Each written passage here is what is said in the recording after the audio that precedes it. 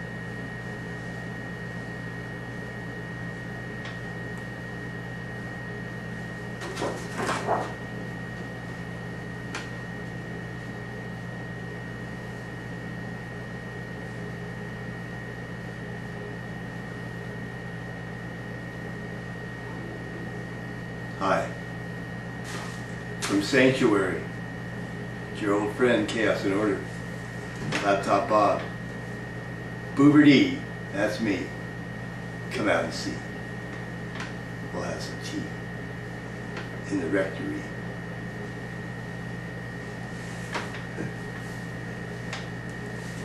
Well, I've been shooting my mouth off about doing a podcast from Sanctuary, and you know, this first one is from the inside, obviously.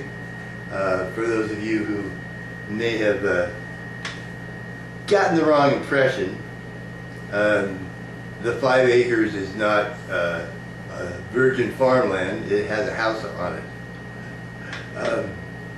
So I'm on 5 acres in a very nice house that was built in 1956. And yeah,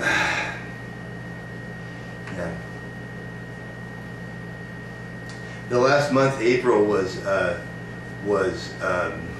wet and cold and windy and dark, and it almost did me in. You know, yeah, almost. It was not a pleasant month, but you know, I needed to be alone, and if the weather had been nice, I wouldn't have been able to justify just sitting here alone for a month. But I needed that after the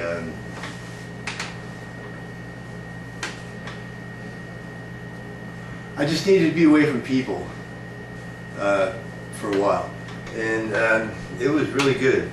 And the last couple of days, when we had the nice weather, May 3rd and 4th, wasn't it? Anyway, Wednesday and Thursday, I went out and I felt like I could interact with people and be able to offer them the same baseline of human interaction that I had been used to for most of my life, which wasn't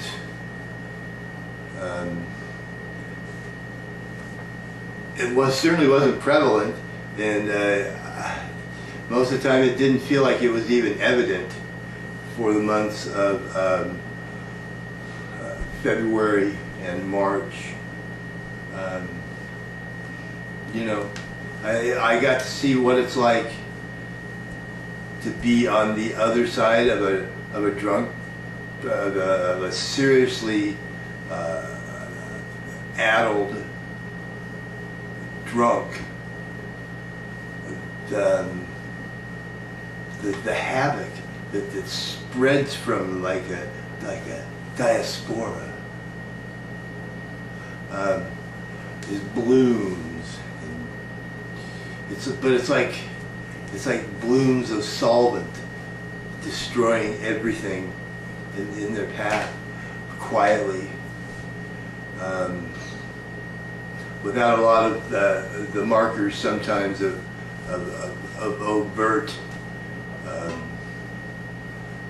destruction of one human being by another, or a group of human beings by a single person. So, but I got out of that, and none the worse for wear. And I've had my month alone, and I'm ready to start. You know, I can't keep saying, "Oh, my life is so unsettled. I gotta do." You know, my life is unsettled. It's going to continue to be unsettled. The difference now is that I know the people that own this property that I'm dealing with are present, they're engaged with my life, with what's going on with my life, and genuinely concerned about the circumstances of my life on the same level that they are concerned about the circumstances of their own lives. And I know that I'm not going to get a call on a Monday that says, "Bob, you got to go by Thursday," and then a call on Wednesday that says, "Oh, Bob, you know, I guess you can stay till the end of next week," you know, and the constant changing just to keep a person on a string. I'm going to get honesty. I'm going to get fairness. I'm going to get. I'm going to have every opportunity to succeed in this situation, rather than every opportunity to fail. By the way, a friend of mine who I haven't seen really in a long time,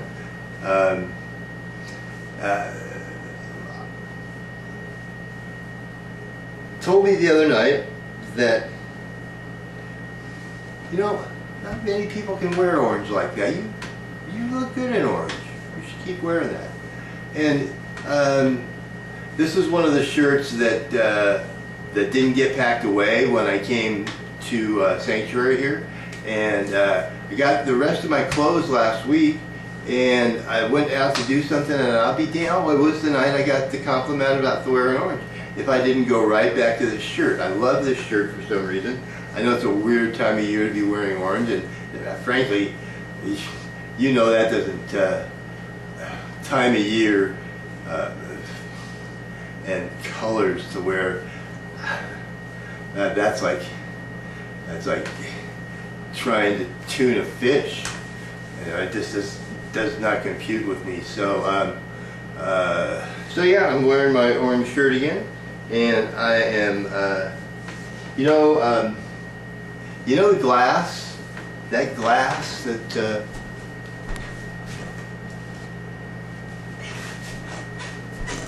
people look at you go and they go, this glass half empty or half full? What is the sound of one half empty glass clapping? My cup, my glass, is on perpetual overflow. It's not half anything. It's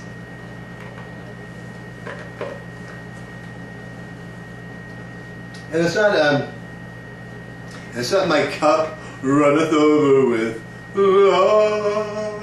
But that love's a big part of it, but it's not based in religion or connection to oneself or one's universe.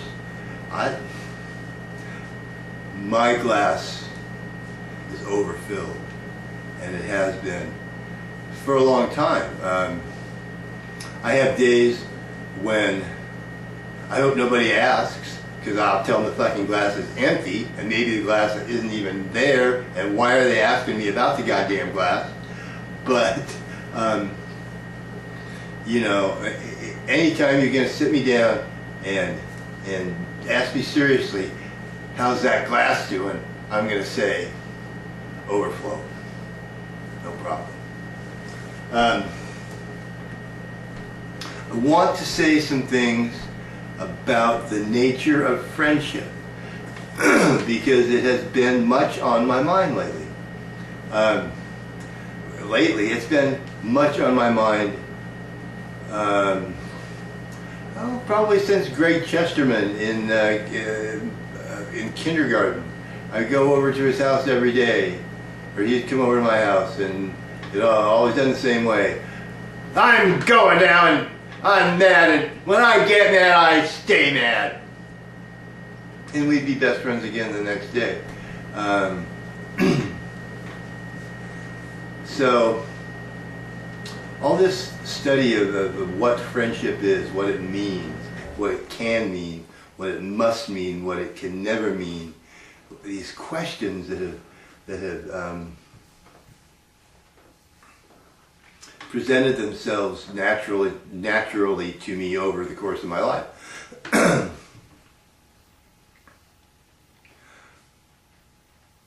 For a lot of my life, excuse me,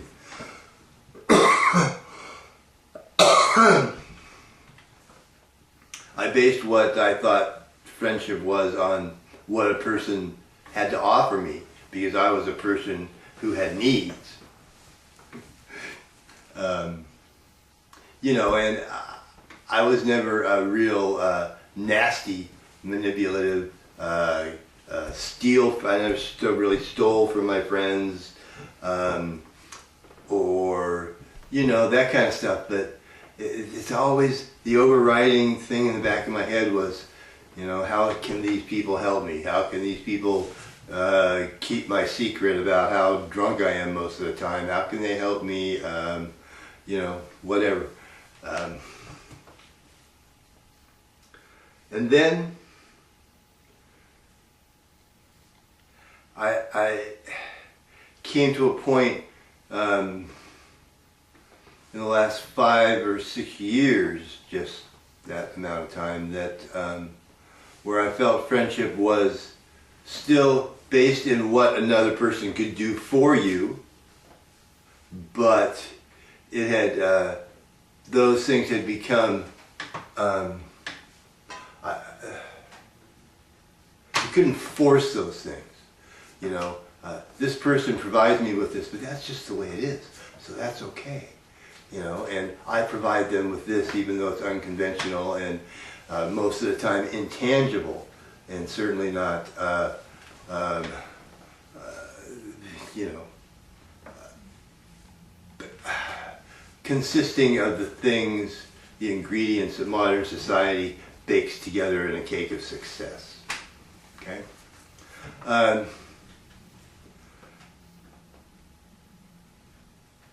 And as I've grown sideways and become more able to mimic the traits of adulthood in my social gatherings. God, these old houses make such crazy cool noises. Anyway, you know, I have come to understand that it is true, that I do have unique gifts to offer to other people. That they are not financially based, or or still tangible things, or sometimes not even quantifiable, is not a source of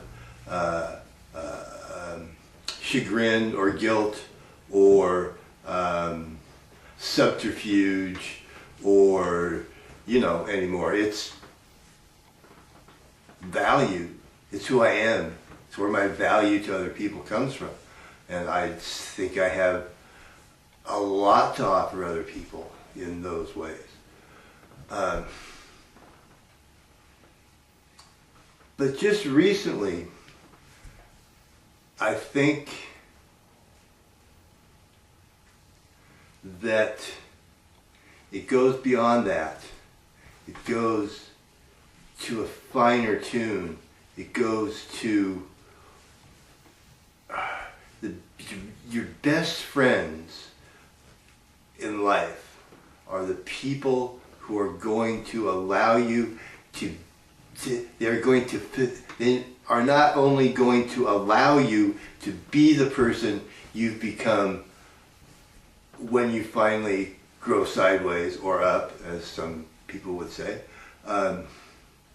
They're going to facilitate you being that person. They're going to put you in situations where they realize your weaknesses may be tested, your strengths will be noticed,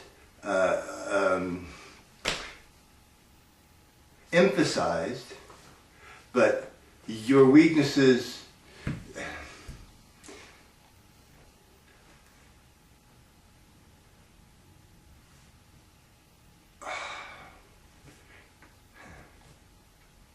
there are some things that I do not do well. There are some things that I do not any longer really make, it's no longer important for me to find the answers to why I'm so bad with money. I'm bad with money. My best friends now are the people who don't try to put me on a budget. Don't try to set me up to do better. Don't try to get me in a position where I can be more of a human being, a functional member of society who brings in more cashola, primero dinero, whatever you want to call it.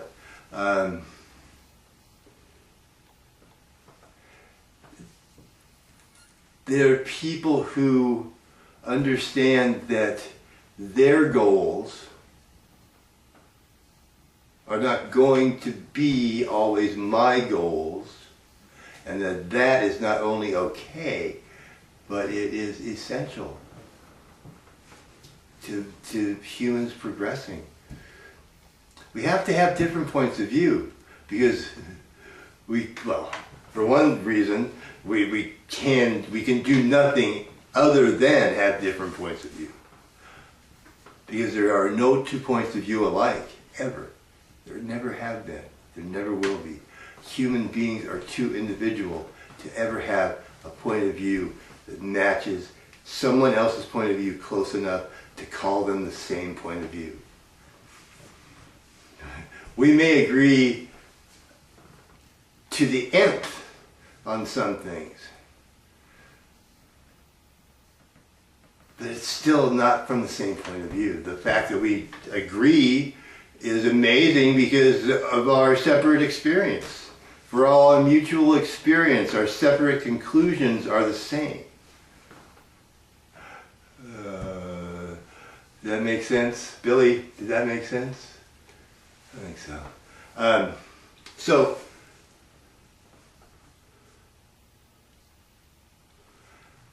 the best friends you'll ever have in life are the ones, not the ones that are going to give, not the ones that are going to take what you have to give.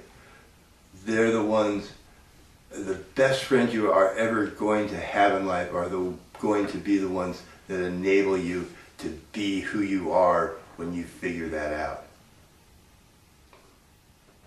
Pretty heavy shit. I'm glad I have some friends like that. And I'm glad that You know, because I have friends who sit, you know, in the, you know, on the fence kind of. They wish I could do better. They understand that for some reason I think I'm doing fairly well, but they wish I could get rid of that point of view and understand that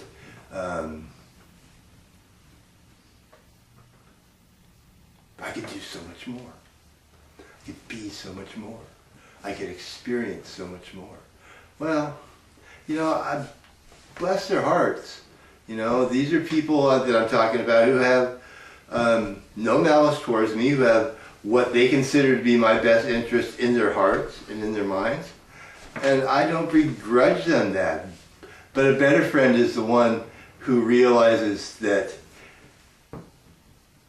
I am happy where I am. I do get everything I need out of every day. That the glass is never half empty or half full. It's always overflowing for me. My best friends are the people who understand that, who grok that I'm okay. And I thank the universe that I've been able to find some people like that. Hey, I'm doing some painting. What do you think of this one? I kind of like this one. It's getting there. That's about good, with the tree in the middle.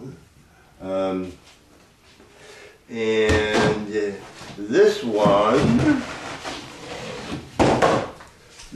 is for my friends David and Lisa Hunsinger. I stayed with David and Lisa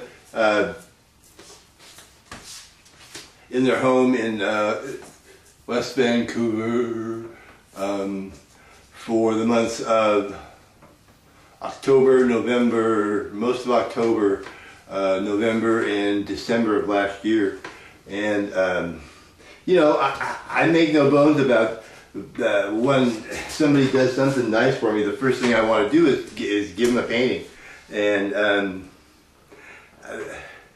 David and Lisa had a very nice home with,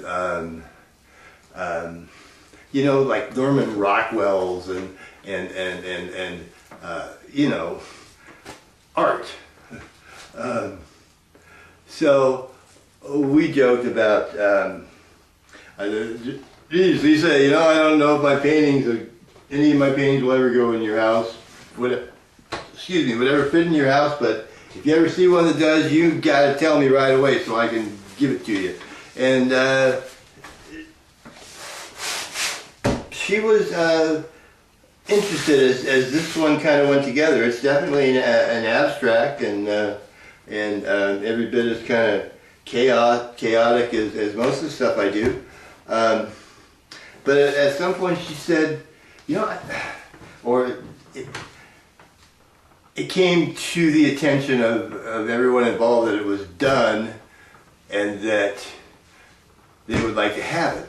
So that was about a month ago, and a little more than a month ago, and I've been trying to, honestly I've been trying to decide, because for a while, when I thought I'd finished it, I thought it went like this, because I thought this looked like a cool dentist chair, and this looked like a word kind of, but up until that point, this painting had always gone like this.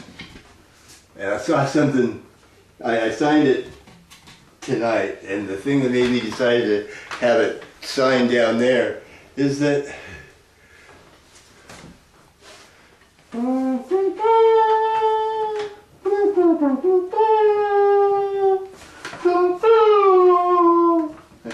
this kind of looks, I don't see this kind of stuff in my paintings a lot, but this looks like the Enterprise to me.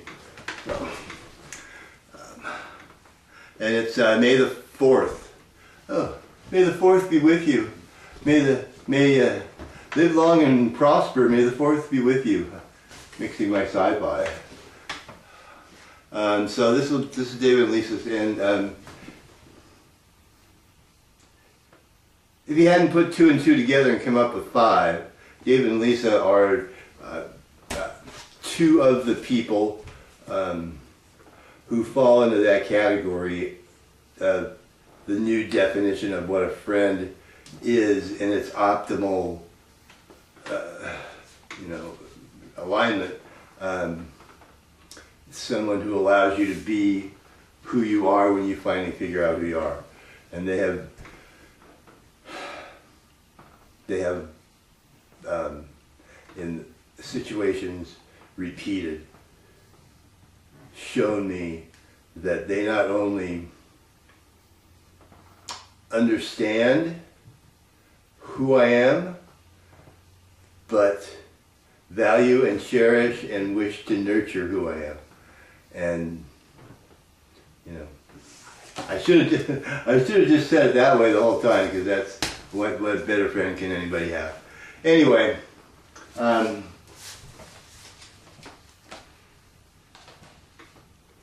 other thing I just hope people remember tonight is that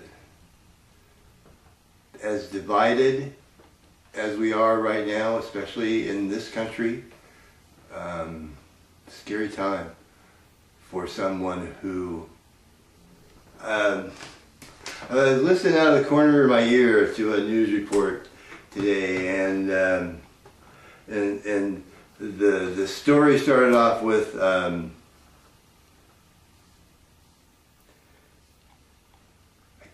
I can't remember the number of years. It was 42 years ago today, and my brain went immediately. Kent State.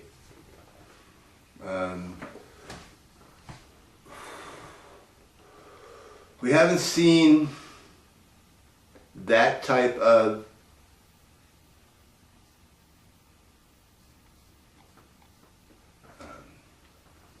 explosive, matchhead violence from the establishment onto the anti-establishment in America right now, but we may, and one of the ways that we can avoid that is to remember that no matter how different we are, no matter how divided we are, no matter how stupid you think I am for some of the things I say, and how stupid I am absolutely positive you are for some of the things you say, we're all human. We have that in common. And as long as we have that in common, we have the ability to compromise, reach a consensus, and move forward toward a better standing for our race in the universe. So, good night. Chaos and Order, Laptop Bob, I love you all. See ya.